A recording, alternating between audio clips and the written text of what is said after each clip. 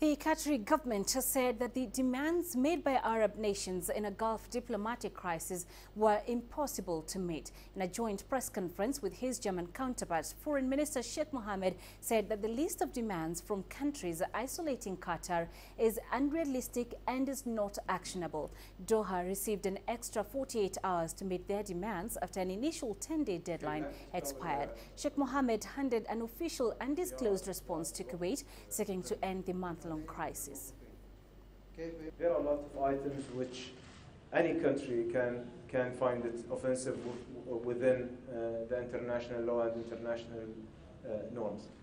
The state of Qatar has adopted a very constructive attitude since the beginning of this crisis. We are trying to act mature and responsible manner rather than doing any irresponsible acts as the act of the aggressors which launched an aggression against my country. Adel Mahri joins us live from Cairo to discuss this further. Adel, Egypt is hosting a meeting of Arab nations that have cut off ties to Qatar. Are we expecting to see a softening of stance, or what's the expected outcome of this meeting?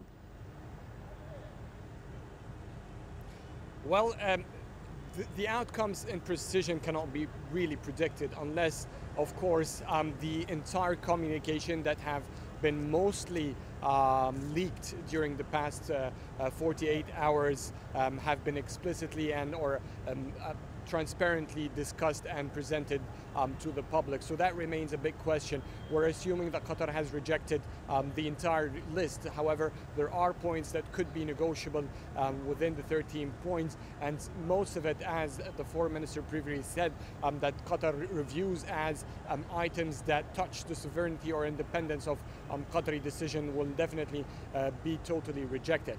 And anyway, we're here at the Tahrir Palace where the foreign ministers from Egypt, UAE, Saudi Arabia and Bahrain will be discussing what they will do. Hours before, specifically yesterday at night, there were reports that the chiefs of intelligence bureaus of the four countries have met to discuss Qatar's response after the UAE and the rest of the four countries announced that they have officially received the Qatari response from the Emir of Kuwait. All options seem to be on the table. All parties have shown that they want to end this peacefully. Qatar has been insisting on that, on equal terms, and to lift the blockade before negotiating the terms. On the other hand, Arab countries, the four Arab countries leading the rift, have insisted that Qatar should give in and stop interfering in their affairs and stop funding terrorist organizations. That's the main accusation that they have been highlighting in the past days. The deadline is over, and in few hours their response should be clear. Right, but Adel, Qatar has said the demands made by these four nations are impossible to meet. So how much does this response complicate the situation, and are there any other solutions Doha is suggesting? Well, Qatar did not say it's impossible to meet, but specifically the foreign minister said the demands were made to be rejected, and there are some items that interfere with the sovereignty that are impossible to meet, yes.